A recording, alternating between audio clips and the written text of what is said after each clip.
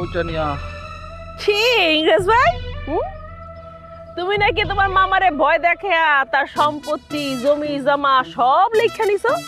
হ্যাঁ, বেইমানের দিক দিয়ে তো তুমি মির্জাফরের হাল বাড়াইছো। কঠিন বেইমান।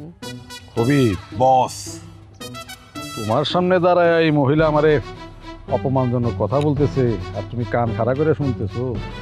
শোনো পারুল, তোমার মাথা মুথা ঠিক আছে? বসরে তুমি চিনো না, মুখ সামলায় কথা বলবা। সবচেয়ে বড় কথা হইলো এই এলাকার ভবিষ্যৎ চেয়ারম্যান হইতেছে আমার বস। তুমি তার সম্পর্কে সুনাম করবা, এলাকায় সুনাম করবা। তোমার যে দোকানটা আছে না, দোকানের জায়গায় থাকবে। আর যদি দুর্নাম করো আর সেই কথা যদি আমার কানে আসে, তাহলে তোমার দোকানটা নিশ্চিহ্ন করে দেব, নগদেই নাই হয়ে যাইব। হ্যাঁ হ্যাঁ কবির, তোর কথা তো আমি খুবই ভয় পাইছি। হ্যাঁ, খুবই ভয় পাইছি। ওই তুই জানোস আমি যেখানে বসি তার চারপাশে জার্মানির তৈরি চাক্কু থাকে। বেশি তেড়িবেড়ি করলে তোর পেটের মধ্যে একটা চাক্কু ঢুকাই দেবো। তখন এই দুনিয়াতে লাঠি নিয়ে হাঁটা চলা সব শেষ হয়ে যাইব। পারুল, আমি কইলাম আর আগের ইংরেজ নাই। এখন আমার হাতে মেলা টাকা পয়সা, আমি ইচ্ছা করলেই দিন রে রাত আর রাত্রে দিন বানাইতে পারি, যেটা তুমি শুধু চাই চাই দেখবা। পারুলের ধারে কাছে আইসো না। তোমার এই টাকার দেমাগ এই লাঠি দিয়ে একেবারে ভাঙ্গে ফেলামো, বুঝছো?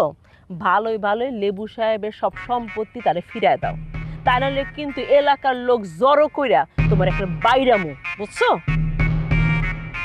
আমি একটা জিনিস কিছুতেই বুঝতে পারতেছি না।